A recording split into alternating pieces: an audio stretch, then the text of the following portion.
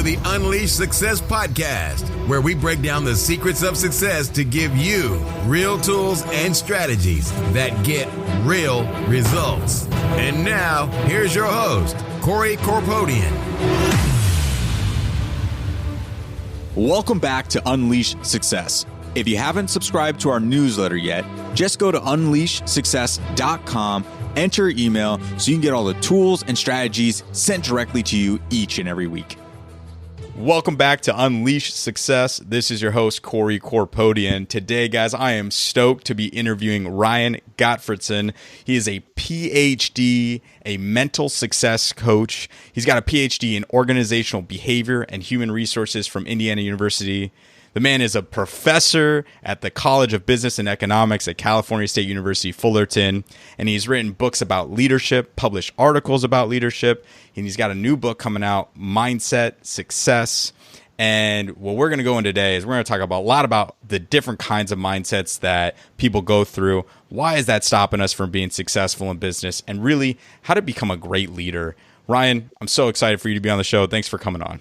Yeah, for sure. Thank you. I mean, one of the things I've been listening to your podcast, one of the things I love is that you seem to be giving your listeners tools, ideas, and understanding for greater success. And I really feel privileged to be one of these tools that you're using. So hopefully it works out for your listeners. Yeah, absolutely, man. You know, it's we were talking a little bit before this. This is coming at a good time because I've been reading that new book from Simon Sinek, The Finite versus Infinite Game, and a lot of people talk about mindset as it's almost like this abstract type of concept. Like, I need to have the right mindset for success. But what is the right mindset for success? And really, is that going to truly impact my life? Is it going to make my life better? And you've got a lot of experience in this. So I want to jump right in and see, how did you start to develop your ideas about mindset and how it affects success? Yeah, great question. I mean, you're hitting the nail on the head in the sense of, I think one of the things that, and correct me if I'm wrong, you focus on kind of delivering the secrets for success, right? Right. But would you say that mindsets are a secret? I mean, I think everybody knows that mindsets are important for success, but then where the secret comes in is, okay, then if mindsets are important for success, what mindsets do I need to have? And how do I develop those? And so that's really where I focus. And how I got to this was I was a PhD student at Indiana University. I focus on leadership. And what I've learned is over the last really 50 years, and even you could even stretch it back longer, the primary focus for developing leaders has been focused on behaviors.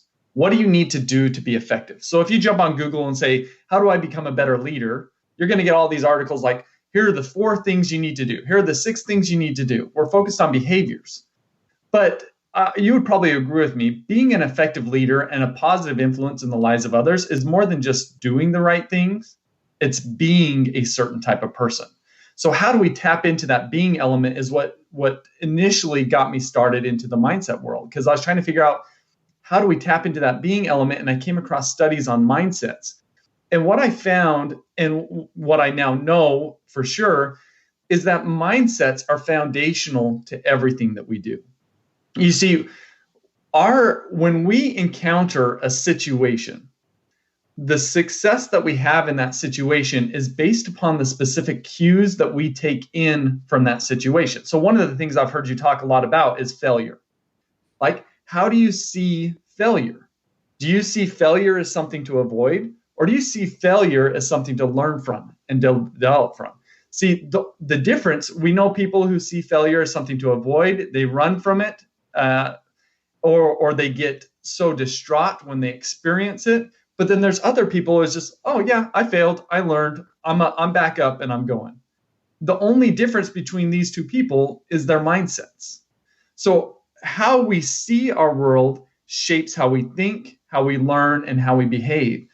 And so if we've got a pyramid, at the top is success. The next layer down is our behaviors. So our behaviors drive our success. Well, what drives our behaviors? That's our thinking. What drives our thinking? That's our mindsets. And that's the foundational level. And for most of us, our mindsets rest below the level of our conscious awareness, and they're dictating everything we do, and we aren't aware of it. But if we can lower, kind of become more aware of our mindsets, now we're empowered to do something about our mindsets. And as we shift our mindsets forward at the foundation, we affect everything above it, our thinking, our behavior, and our success. Yeah, so true. It really is what's behind the curtain, something that people don't really even realize is affecting their thinking.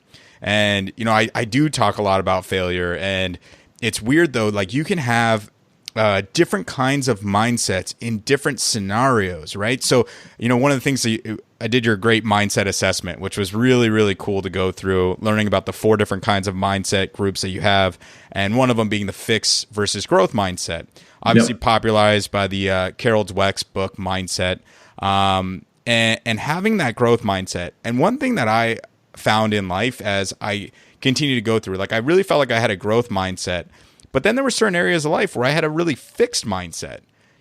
School and business and even working out, I was very growth orientated.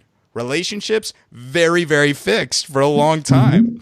And it wasn't until I pulled back that curtain of my unconscious thinking, brought it to the conscious level, that I was able to say, you know what, is this what I really want? Or do I need to shift my thinking? And what is one of the big things that you talk about to help people become aware of this thinking process so that they can learn to shift it? So, a lot of what I talk about is kind of what I mentioned with regards to this pyramid. Because if we could just kind of dial it back, I mean, when I work with organizations, when organizations develop their leaders, 90% are focusing on behavior. My guess is 9% focus on thinking, and only 1% are focusing on mindsets. And so when you are shifting forward behavior and thinking, or at least trying to, and you're not talking about mindsets, those prevailing mindsets are going to resist any development in our behavior and thinking. You see, when we get into a stressful situation, we're always going to revert back to our prevailing mindsets. And you bring up a really good point. So how did we form the mental lenses that we have? Because that's our mindsets. How do we form those? Well, they're a combination of 2 factors. One is our upbringing and life experiences. So it's what we're bringing to the table. The other factor is the context in which we are operating in. So it's not unique to hear you say, I've got a certain mindset in one area of my life, but in a different area, I have a different mindset, because it's the context that's involved there. And there's probably some other things going on in terms of what's gone on in your background, in your history, that's led you to believe that and see the world in the way that you see the world. I mean, one of the things that I often say is I think all of us think that how we see the world is the best way to see the world. And I'm pretty confident in saying that, because if we thought we could see the world in a better way, we would have done so already. So I get a lot of people who take my mindset assessment, which, by the way, is free. You can just go to my website. Anybody could take it. And it, one of the purposes, we'll probably dive into this, is just to help people awaken to their mindsets, become exposed to the idea that while you may not see the world in the best way, it helps you identify better ways to see the world that you maybe hadn't realized yet. And so as we come to recognize these better ways of seeing the world, it opens up new possibilities that we never would have thought of before. But a lot of people, they take the assessment and they get defensive. They're like, oh, no, this is a bunch of crap. Like, you're saying I've got the wrong mindsets, because we are very justified in the mindsets that we have. It makes sense for us. And so do you care if we just talk a little bit about my framework with the 4 sets of mindsets? I would love to. I mean, that's like literally, I'm just dying. I'm just waiting to say, like, let's dive into what are the 4 different sets of mindsets that you have going on, and how does that affect our lives? Because when I did that assessment, I actually only really have ever heard of the fixed and growth mindset, which is, in personal development, a lot of people hear about. And I was interested to learn more about it. So yeah, please share that with us. Cool. So when I was diving into the academic literature on mindsets, I found that mindsets are being studied in different areas like psychology, management, education, and marketing. And in each of these disciplines, they're studying mindsets, and they're finding that they're influencing our thinking, our learning, and our behavior. but they are different sets of mindsets that they're focused on, and they're really not talking to each other. And so what I've done is I've just pulled these 4 sets together. Each of them are backed by decades of research. And so this is, we can have a lot of confidence that these are mindsets that'll lead to success. One of the things that's really interesting about this, and again, just on their own and how they were developed, in each of these pockets, they're finding negative mindsets and positive mindsets, and they range along a continuum. So I've focused on 4 sets of mindsets that range on this continuum of negative to positive. And the 4 sets of mindsets are fixed and growth mindsets, as you mentioned. The second is closed versus open. Third is prevention versus promotion. And then the fourth is inward versus outward, with the first of those being negative, and then the second that I mentioned being more positive. And we could dive into these in detail, but let me just jump the gun just a little bit, because we were talking about how our negative mindsets we can easily justify them and make it seem like we're right. So each of our mindsets, whether they're negative or positive, have associated desires. So let me give you the associated desires for the negative mindsets. They are to look good, be right, avoid problems, and get ahead. As I say those, are those bad desires? Look good, be right, avoid problems, and get ahead? No, I mean, honestly, I feel like a lot of people do want that. I don't know why you wouldn't want that. And I'm not necessarily like, oh yeah, I've got a negative mindset, but those are things that are still on the goal list, right? You want to feel good, look good, get ahead, be successful. So yeah. What's the negative at wanting that? Yeah. So, that you're hitting it right on. Like, if we have these desires, we're like, what other desires is there to have, right? Because we don't want to look bad, be wrong, have problems, and get passed up, right? So these are easy to justify. But here's the aspect about it that is so interesting, is where is the focus when we have these mindsets, right? They're on ourselves. And when we have these desires, we get into self-protection mode. And again, these are easily justifiable, but and what we don't recognize is that there's higher levels of thinking. So let me go through each of these. So instead of wanting to look good, we want to learn and grow. Instead of wanting to be right, we want to find truth. Instead of wanting to avoid problems, we want to accomplish goals. Instead of wanting to get ahead, we want to help everybody around us succeed. And when we make that shift from self-protection mode out of those desires to the more positive desires, we're making the shift from self-protection to organization advancing, or advancing whatever greater good that we are a part of. We are less about just kind of trying to protect our image, protect how we look, protect our comfort. We become much more willing to focus on our substance, our growth, our development, the contributions that we're having to others. So that's kind of a high level way to think about it, but I'm happy to dive into each of these. But you look like you have some thoughts rolling around in your head. Oh yeah, I think a lot about mindsets, but it is interesting, because when you think about wanting to look good, wanting to get ahead, what everybody is really concerned about is focusing on themselves. But I think a lot of people, especially as you're younger, when I was younger, I would never have even thought about any of those other mindsets. It was all about succeed at all costs, succeed, and do whatever you got to do because no one else is going to help you get there. And so it's harder to understand that, but I've had experiences where if you accomplish a goal that was only for yourself, well, it's really lonely, and it doesn't have meaning, and it lacks fulfillment. And then you start to think about, like, what can I do to help other people? I guess one of the questions is, if you're younger and you haven't had those experiences, what can you do? Or how can you shift that so that you start to truly understand, like, what you're talking about when, it's about the greater good. It's not just about the self. Yeah, great question. One of the things I do is I work with the organizations to help them shift the mindsets of their leaders and employees. And so that gets at exactly what you're asking.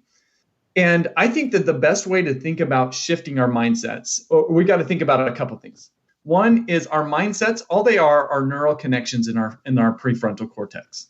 So we've talked about fixed and growth a little bit. When we have a fixed mindset, we have a tendency to want to avoid failure, because failure means that we are a failure if we have a fixed mindset. Because when we have a fixed mindset, we don't believe that we can change. When you have a growth mindset, we believe that we can grow, develop, and change our talents, abilities, and intelligence. And so when we hit failure, we see it as a learning opportunity. So each of us, we have a neural connection in our brain for our fixed mindset, for this, we don't believe we can change, and we have this desire to look good. We also have a neural connection for seeing failure as being a positive thing and something we can learn from. Now, what is a critical factor is what is the strength of our neural connection in that moment, right? So if our fixed mindset is stronger, it's going to fire louder and more rapidly. If our growth mindset isn't as strong, it's going to fire slower and more quietly. And so when we talk about shifting our mindsets, what we're doing is we're shifting these neural connections. So we're strengthening the neural connections associated with our positive mindsets. So if we have that in mind, then the question becomes, how do we go about shifting that? Well, I don't think it's too different than learning how to count to 10 in a different language and becoming fluent in it. I think the principles are the same. And not learning how to count to 10 in a different language and becoming fluent is not the easiest thing in the world, but at the same time, it's not impossible. And what it takes is the first step is we've got to learn the words associated with the numbers. So what that means in mindset talk is we've got to learn the labels, and we've got to understand these different mindsets. Because when we don't have a label for a mindset, we don't have the ability to focus on it. And so to give you a sense of this, so I've had about 9,000 people take my mindset assessment, and only 5% of those consistently have the positive mindsets across all 4 sets. That means that at least I was pretty positive on some of them, but I can tell you one thing is that I was super honest on your assessment.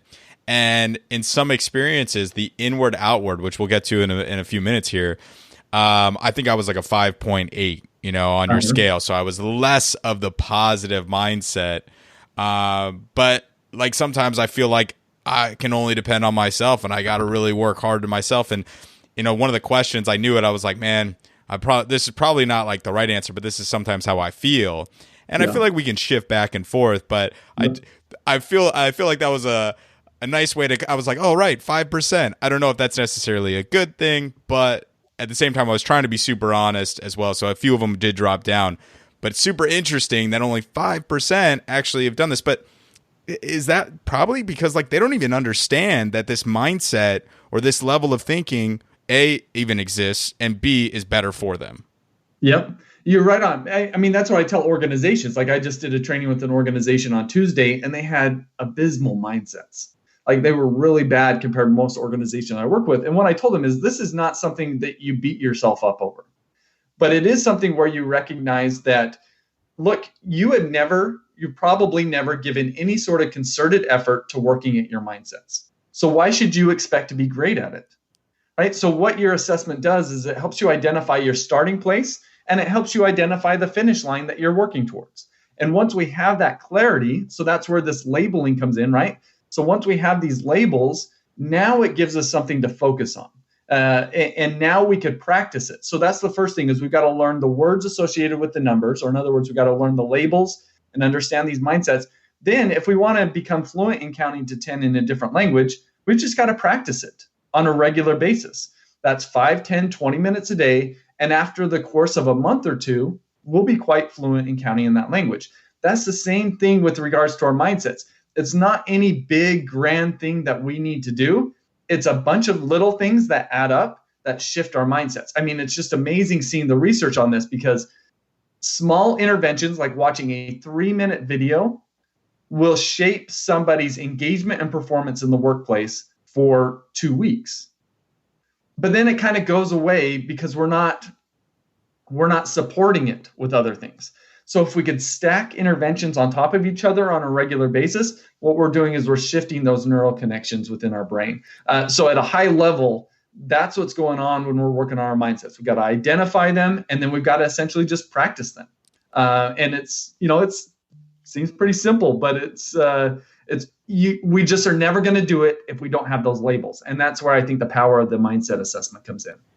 It's so funny. It really is simple, but hard to do for people because they have these conflicting beliefs about what's going to happen if I do put myself out there, if I, focus on accomplishing goals rather than avoiding pain or something into that effect. And it's fun. I wrote a book, and it is about mindsets, but I called it emotional fitness because I felt like emotions were what drove us towards our goals and success. And I found that controlling or using the emotions as needed to fuel to drive us to accomplish our goals was actually more beneficial in life. And the thing was, though, I called it fitness because it was a training program. People get an intervention, like a 3-minute video, changes their life for 2 minutes, but then it fades. It's like you don't go to the gym for 6 hours and be fit for life. Yep. You've got to train your mind just like you train your body. And I love that you keep saying that because it's just so true.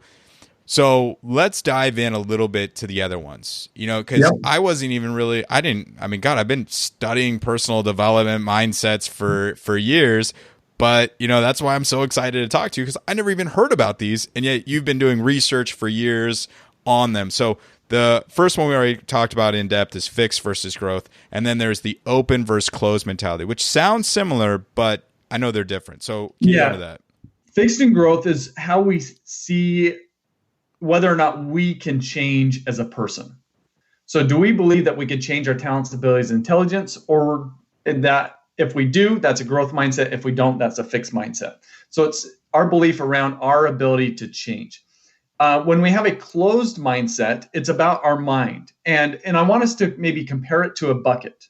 How full is your bucket? So if our mind is a bucket, how full is it, right? So if our bucket is full, and we try to add more water into it, what happens to that water? Well, it just goes off the side, right? And so a mindset is kind of a closed mindset is a metaphor for how full is our bucket? How open is our mind to new ideas and to taking in different ideas? When we have an open mindset, we're open to the ideas and suggestions of others, and we're willing to take them seriously. So there's space in our bucket to soak in some information. And has led me to ask the question, why would somebody develop a closed mindset? And the reason why somebody develops a closed mindset is that they believe that what they know is best. And when we believe that what we know is best, we want to be seen as being right.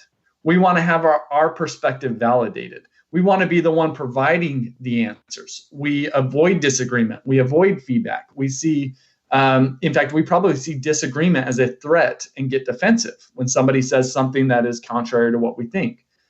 But those with an open mindset, because they have space in their bucket to soak in information, they believe that they can be wrong. And it's not that they want to be wrong. It's just they're like, I don't know everything about this. And when we're in that place, rather than want to be seen as being right, we seek after truth and thinking optimally.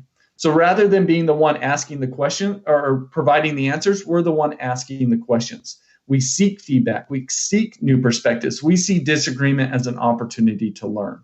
And so that's the difference between these two mindsets. And it all revolves around, I think, the metaphor of the bucket and how full our bucket is speaks to what mindset we're going to have. It's interesting because I was just thinking about, what they say about wisdom. And I can't remember exactly how it goes, but it's like the more you learn, the more you realize, the less you know.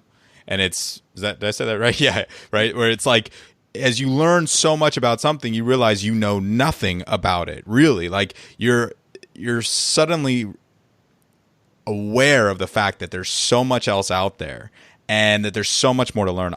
I love learning. I love not disagreements. I do love learning and challenging my own thoughts and process, because if you're never challenged, you're never going to grow. And like in my life, if I'm surrounded by people that just agreed with me, it'd be boring all the time. And so it's like, I want somebody to challenge my beliefs and my thought process. This is just so interesting to me about the closed versus open side of things, though. And just, I'm thinking in my own life about how I've been closed off about certain topics, and through experience, suddenly I've built more of an open mindset, where I just didn't realize it. Like, I'm not going to get into politics, but one thing is politics. My girlfriend and her family are very into politics. And, through the years of dating her, man, I've learned so much about it. It wasn't that I hated talking about politics. I never got involved with it growing up. It wasn't part of my experiences. And so I had really like a closed mindset and beliefs that just were kind of incorrect. I don't know, incorrect. They're never really right or wrong, but just different. And now I'm learning so much more. Yeah. Why? So when you talk to all these businesses and talk about leadership, why is having an open mindset critical for success? Great question. So, I mean, we know people, probably as we've been talking about this, somebody comes to mind that that has a closed mindset.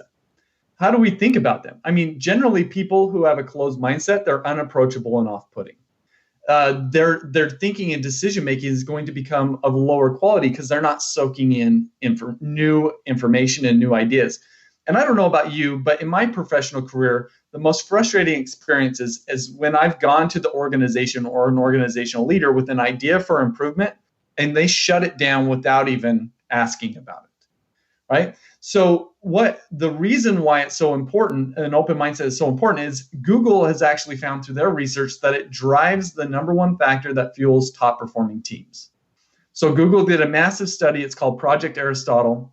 And they looked at what made their top performing teams top performing. And what they found is one factor, and it's called psychological safety.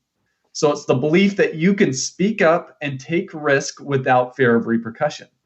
And the only way somebody is going to believe that they can speak up and be heard in an organization or in a team or a group is if they believe that they can speak up without fear, that if there's this climate of psychological safety. And so when we kind of charge in and like, I know what's best, you do it my way, I don't want to hear any other ideas, we're stifling innovation and creativity, and we're stifling the engagement that we want from our people. Like, if we want to get the most out of our people, they've got to want to be invested in it. And they're never going to be invested if they don't have a say. And so the open mindset is critical for bringing out the voice and ideas of others. Not that we have to run with them all, right? We can always have a stiff back, but it's critical that we have a soft front, that we're able to absorb those ideas and sit with them. And if they understand that we've done that, even if we don't run with those ideas, it's going to be just fine with them. It's when we shut it down without absorbing them that it really demoralizes people. Man, I love that. Stiff back, but soft, and be able to receive some different ideas. I was listening to the biography about the Lululemon founder, and they talked about focus groups. And I think I can't remember the exact name. It was like Athletic something was one name that he really thought was going to be the name for his company. All the focus groups picked Lululemon, and he was like, oh, all right. And he used that information, though. He was open to the ability to change and diversify and use these focus groups became a really big part in him building his success. So it just one thing where like top of mind, where open mindset builds success. So what are the last two mindsets that you really focus on? Yeah, the next one is the difference between prevention mindset and promotion mindset. When we have a prevention mindset, we're focused on safety. We want to avoid risk. When we have a promotion mindset, so maybe I want to make sure I said that right. When we have a prevention mindset, we want to avoid losing and avoid losses. When we have a promotion mindset, we want to seek after wins and gains. And so the difference, I think the best way to think about the difference is if we're a ship captain at sea and we have a prevention mindset, our number one focus is on not sinking. So we don't want any problems to occur. We don't want to take any risks. We don't want to rock the boat. But somebody with a promotion mindset it's not that they're not concerned about sinking, because they are, but their number one concern is on the destination and making progress towards that destination. And so the difference is let's say you're out at sea and this big storm comes out in front of you. And if you have a prevention mindset, what is going to be your reaction to that storm? Barrel down and make sure we survive, right? Yeah, we're going to seek safety, right? So we're going to run to some port that is safe or harbor that's safe. And at the end of the day, that harbor or port is incredibly unlikely to be the destination that we wanted to arrive at, right? But if we have a promotion mindset and a storm comes on the horizon, we ask the question, is that between me and my destination? And if so, then it's okay. We've got to prepare for this storm. We've got to batten down the hatches, and we're going to take the risk, because that's where we're going. That's where we need to go. So, if you imagine, in my mind, I'm thinking, Christopher Columbus Day or whatever. He's sailing from, or even like the Pilgrims coming from England. They're sailing from England, trying to get to America. And the prevention mindset, oh, there's a storm in the Atlantic. Let's just go to Portugal. Like, that's not where we set out to go, but that's what would be safe. But it's those who are willing to say, no, there's a storm that's in my way. Well, I'm going to do whatever it takes to get through it. And because I'm willing to do that, I'm going to be able to reach my destination, reach the destination of my own proactive design. So the big difference is that those with the prevention mindset kind of go the path of least resistance. They seek safety. Those that have a promotion mindset, they're willing to brave the winds and the storms of the sea to accomplish whatever their destination is. So a big difference between the two is, do you have a purpose? Do you have a destination? Because if you don't, our default is always going to be safety and protection. It's interesting that's the example you use, because if you think about back then, when people literally got on a boat to sail thousands of miles to a new home that they'd never been to, it wasn't like they could fly there, check it out, be like, yeah, this is a great neighborhood, I want to live here. They were leaving everything behind, risking their lives to gain this promotion, to live this newfound life in a new world. What do you think nowadays is stopping people in their experiences of life or their thought processes from continuing that same, foresight towards their goals and pursuit of something greater, as opposed to getting the safety? Is it the community that we built around ourselves, our experiences? What do you think it is? I think a part of it is people don't identify a purpose for themselves. They don't develop a why, right? When we don't have a why for ourselves, our default why becomes what others around us value, right? So if we've got friends who value nice cars, a big house, designer clothes, whatever it is, that will become our purpose unless we intentionally set our own purpose. And so I think that's one factor. The other factor is we have a tendency to see risk as being something to avoid. So in high school, I felt like I had a promotion mindset. I played sports, very goal-oriented. I went to college and I realized that living out on your own is difficult. And so as long as I don't fail, I'm successful. And that's like the epitome of a prevention mindset. And while I feel like I accomplished some great things, like got a Ph.D. and things like that, I did it with a prevention mindset because I thought becoming a professor would be, great work-life balance, an easy life, right? But I didn't have a purpose for that. And so, I love talking to folks like you because, I know you have a promotion mindset.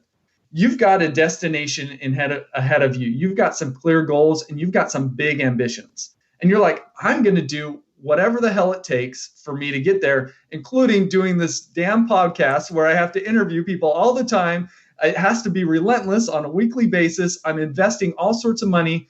And at the end of the day, so you're like in the middle of the Atlantic trying to get to America. You have no clue what it's like there. You have no clue what's ahead of you. Like, is there going to be an iceberg in your way? But you're like, I don't freaking care. I'm going to charge through. And the only reason why you have that willingness and ability to do it is because you've got that why behind you. When people don't have that why behind them, it's like, what is the point? And so I think that's the critical factors. Our why has got to matter more than the fear of failure or the fear of like not taking risks. Yeah, I love that too. It's like the why is your fuel, and it's the wind in your sails. And you know, I do have a really strong why, and something that I revisit a lot. And really, it's to impact other people and inspire other people, and really through the podcast, talking to people like you, empower them with specific strategies that they can implement in their own life and get better results and more success. The reason being too, which is like I think I said this earlier in the podcast, was just I accomplished a lot, and I'll never forget, like, when I bought my like dream beach house, I was sitting on the deck and nobody was there. Like, I called my mom, my dad, my sisters, my girlfriend, like nobody answered. And I was like, this is awesome, but I have no one to share it with. And I was like, this kind of sucks. Like, all right, well, I guess I'll just lock it up and go back to work. Like, that was it. And so I realized, okay, if that doesn't fulfill me, what will? And that's when I kind of really launched this huge campaign to do so much, to start a podcast, write a book, start speaking to people, because I was like, everybody was asking me, like, you know, Corey, how do you get fit? How do you gain more success? Because they saw me change my life around, and it wasn't like, I don't like hearing myself talk. I like seeing them learn how to do it, you know, make the mistakes and then get some advice, and like the wheels in their heads start to turn, and all of a sudden it clicks and they go, oh, I get it now.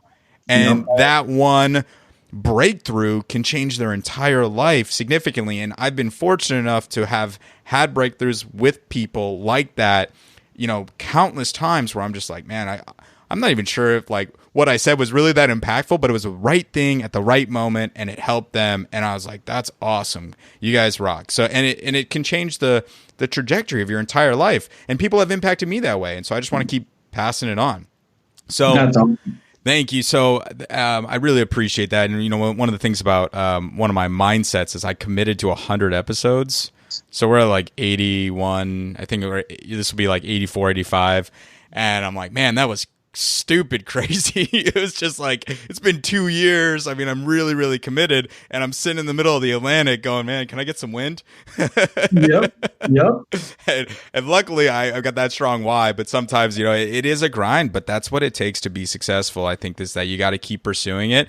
And if you don't understand that why and reconnect with it often, you lose that wind in your sails. So I think we have one more mindset. Yeah, but let me mention just please. one thing, because I feel like, just like you, I'm in the middle of the Atlantic, and one of the thoughts that keeps going back to my head is it takes 10 years to become an overnight success, right? And it's because it's all of that built up energy that you've been doing just comes to fruition at some certain point in time. And so I think both of us have faith that that's going to occur. And, you know, I believe it will. So, or else I wouldn't be doing it. Absolutely, man. So that's great. So, but when you talked about your story, you buy the beach house, which I'm extremely jealous of. It was years, by the way. It was 10 years. It was years of building it up, but it was one of these goals that I kind of set a year before, and then somehow made it happen. And somehow it was just 10 years of hard work and time. But that's awesome. But then, okay, so you're there and you don't have anybody to enjoy it with, right? I know you said it a little facetiously, but let's play off of that just a little bit. Because the last set of mindset focuses on our relationships with other people. And that's the difference between an inward mindset and an outward mindset. When we have an inward mindset, we see ourselves as being more important than others. When we see ourselves as more important than others, we have a tendency to see other people as objects. They're there to either help us, get us where we want to go, or they are obstacles standing in our way that we need to get rid of. But if we have an outward mindset, we see others and their needs and their wants as being just as important as our own. When we're able to see their needs and wants being just as important as our own, we're able to see them as people and to value them as such. And so that's the difference, is whether or not we see people as objects versus people. You see, when we see others as objects, we want to be in the spotlight. We want to limit to their presence in it. And we also actually will see others with the lens that they are not doing their best. But when we have an outward mindset, we are willing to share the spotlight. We invite people in it, and we actually see others as doing their best. And I want to play off of that idea of, do you see others as doing their best or not? And Brene Brown, in her book Rising Strong, has a great chapter on this. But when we see others, let's just imagine you come up on the street corner and you see a homeless person. We could ask ourselves, how do we typically think and approach these people who are asking for assistance? And I'll be ashamed, I'm ashamed to admit this, but for most of my adult life, I would pull up on the street corner and I would see them and I would think they're not doing their best. And I would get rather critical of them. Like, what are you doing with your time? Like, go do something, like get a job. And so one is I'm seeing them as not doing their best. That makes me critical. And what's my likelihood to help them? Well, not very likely. But what if I see them as doing their best? Then it leads me to ask the question, what in the world has happened in their life that has led them to believe that this is the best way to live?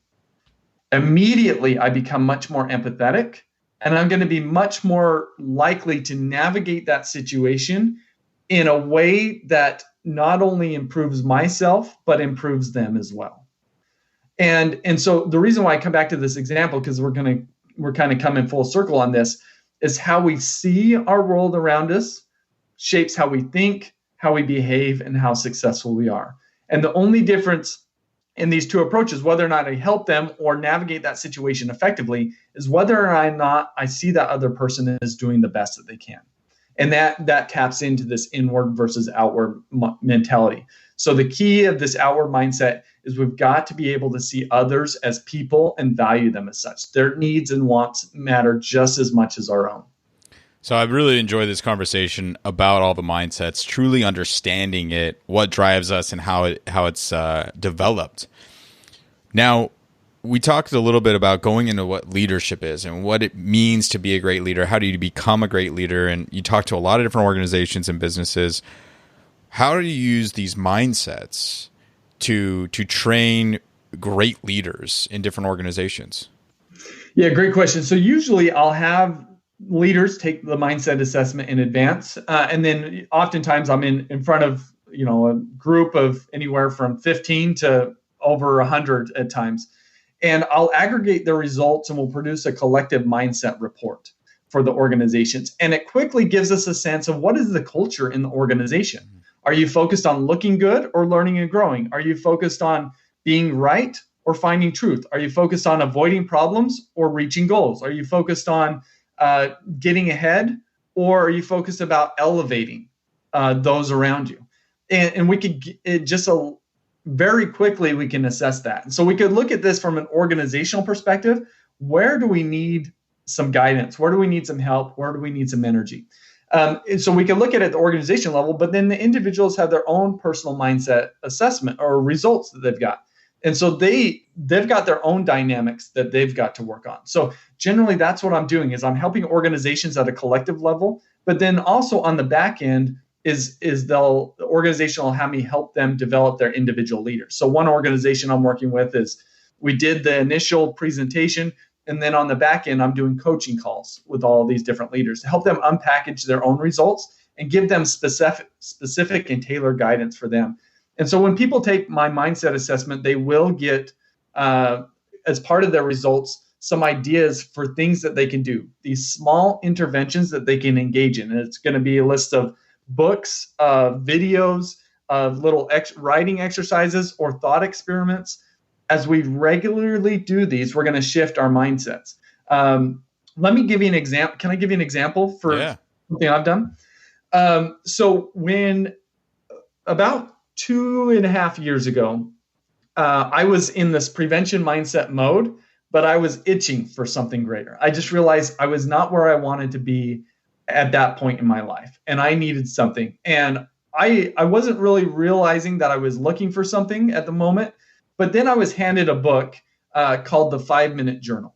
Are you familiar with The 5-Minute Journal? Yeah, actually.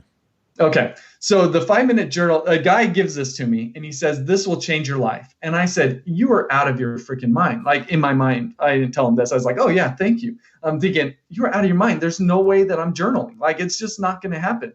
And then so I brought it home. I look at it, and it's 3 questions that you answer in the morning and 2 questions you answer at night. And I said, whatever. I'll try it for 2 weeks. If it helps, great. If it doesn't, no harm done, right? Because it's only 5 minutes a day is what it's supposed to be. So I start doing it. And the first set of questions in the morning is, what are 3 things you're grateful for? Then it's, what are 3 things that would make today great? And then it's self-affirmations. Then at the end of the day is, what are 3 amazing things that happened today? And what can you learn from today to improve moving forward? As I start to do this every day, now it's, what great thing am I going to accomplish? Like, I'm excited to get out of bed to write down my 3 things that I'm going to accomplish. And then at the end of the day, it's, what amazing things happens. I'm reevaluating, I'm thinking, and then also inspired, what am I doing tomorrow? So this book for me, what it did, this was my small intervention that shifted me from a prevention mindset to a promotion mindset. I wanted every day to be better than the next day. I was in this competition with myself. And so that got me to shift. On top of that, I realized this isn't enough. I need to look further out than just day to day. So I picked up Michael Hyatt's Full Focus Planner, which allows me to set goals, my purpose, my why, my destination out in the long term, and then backs me up on the stepping stones that it will take to get there. And it boils it down where I set goals on a weekly basis and on a daily basis for the things that I'm going to accomplish. So I know exactly what stepping stones I need to hit. So those are examples of two tools that I've used to shift from a prevention mindset to a promotion mindset. And it's just small things on a regular basis will shift our mindset. So there's a variety of other suggestions in the results. Also, you mentioned earlier, I've got a book coming out. It's called Success Mindsets, The Keys to Unlocking Greater Success in Your Life, Work, and Leadership. Ebook will be available in February, physical copy in May, but it's available for pre-order at any, Amazon, Barnes and Noble, etc. That's awesome, man. I really appreciate that. And obviously we dove deep into these mindsets, but there are tons of tools that I'm sure are going to be in that book, and really excited to get a copy of that. I wanted to ask you, we talked about the 80-20 rule, and the way I use that is 20% of our actions lead to 80% of our results. We talked a lot about the mindset, gave some great tools, and to be successful in life and business, what do you think is the number one action people can take today? So I'm going to push back a little bit on the question. I hope that's okay, because the way that you phrase the question is, what action can we take? And it's not a bad question, and it's a really important thing to think about, but I think it can be a little misleading, because if we're focusing on behaviors, we're missing what's foundational to those behaviors. So an action should be a result of a change that we're making more fundamentally within ourselves. So, so I'm going to answer the question by saying the action you can take is enhancing your self-awareness, enhancing your understanding of yourself, what is deep within you that's driving you. Is it fear or is it love? Right? And that's a brief summary of the difference between the negative mindsets and the positive mindsets, and why we possess those. Is we've got to uncover our fears, we've got to uncover our self-focused and probably natural desires, and we've got to shift those. So I think our growth, our success is going to be, we're going to be more successful in our growth and development if we start at our foundation and with our self-awareness. And so hopefully what we've talked about today in terms of mindsets, given access to the mindset assessment, different books, different ideas, these are all tools to enhance our self-awareness. And I think if we could start there, we're going to lay the foundation for the success that we want in the future. So I can't remember how well I scored on the open versus closed mindset portion, but I'm going to be open enough to let you push back on that. But I think I'm going to be a little closed and be like, well, you gave us an action. We got to learn more self-awareness, specifically what drives us. Is it fear or love? Because that ultimately dictates these mindsets. So I don't know where I fall on that, but I'm going to go kind of in the middle. You handled that great. Yep, no, you're awesome. Man, this has been great. I really, really appreciate it. Oh man, the one thing I wanted to ask you before we do the final questions, I've been, and just as like a conversational piece, really quick, have you heard about Simon Sinek's new book, The Infinite versus the Finite Mind, game? It's all about mindsets. Yeah. So Do you know a little bit about that? I know I've heard there's a 30-minute talk on TED on YouTube that I've heard him talk about it. I haven't read the book. It's on my to read list. So, I mean, basically, I'm only a little bit into it, but the finite is people who they concentrate on specific goals, things that, have specific rules, like a football game. There's rules, there's players, you have a score. At the end, you have the time frame that we've pre-decided.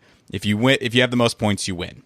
So it's like win or lose. Infinite, though, is more like businesses and almost life, really, where there is no set endpoint. There is no set rules, and you can come out of this and come back in and change the rules, and there's no winning. You can make $1 million, but that you can make 2 million the next year, or you could be the number one in business, but how does anybody even decide that these days? It's like this just ongoing game. I wonder, what do you think about that? Like, as far as this finite and infinite, and how that relates a little bit to your mindsets. Yeah, no, and I think it relates directly, because if you're playing that finite game, you're looking for something to validate yourself, right? And that's when you're playing the finite game, you're in self-protection mode. When you're in the infinite game, you're in the organization advance mode. I think there's another book that I could point people to. It's called Hit Refresh by Satya Nadella. And he talks about what they've done in Microsoft over the last 5 years.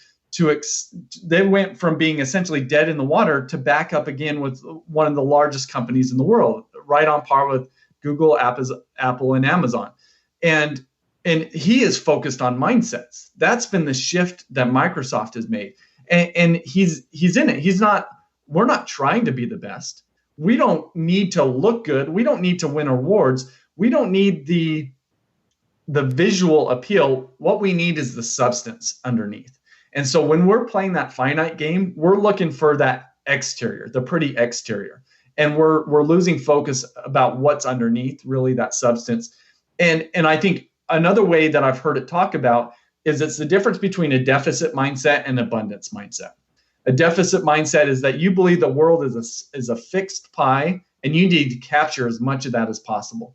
An abundance mindset is that we could work with other people to expand the pie. It doesn't matter how much of the pie we take, just as long as we're growing the pie. And that's what matters. And when we think about Microsoft, what they've done is they've shifted from that deficit to abundance mindset. Is they used to not work with Apple. Apple was their competitor. Now Apple is their partner. They are working together to grow the pie. And that's allowing both of them to succeed at a higher level than they ever would have before. And it's because they're playing the infinite game, not the finite game. I really appreciate you tying that in, because it's just been on my mind as I'm reading the book, and it was so cool to get your opinion about it and thoughts, because he does talk about Microsoft and how they were really going downhill because they were playing a finite game. And I wasn't sure what switched it. I haven't read the book, but that's it. I think it's the new CEO switched it all up. So great answer. And again, thank you very much. Where can everybody find you online?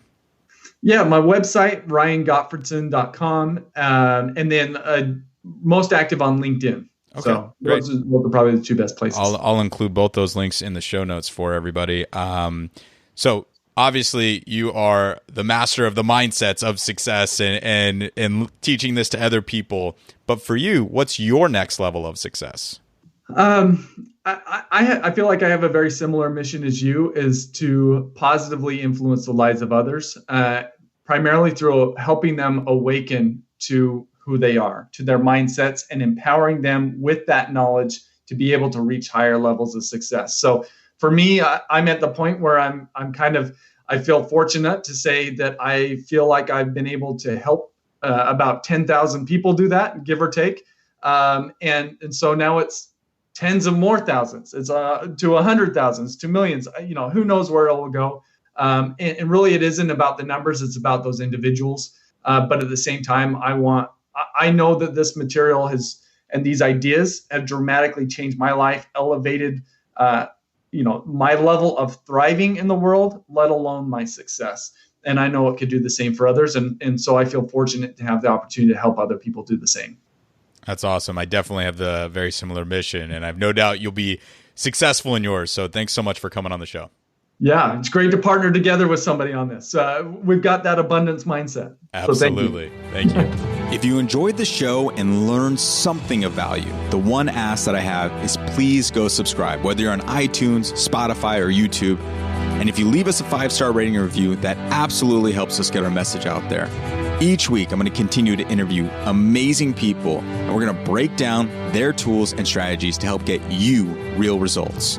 Feel free to visit the website, unleashsuccess.com, and subscribe to our newsletter so you get updates each week. And remember, knowing is not enough. Knowledge alone is not power.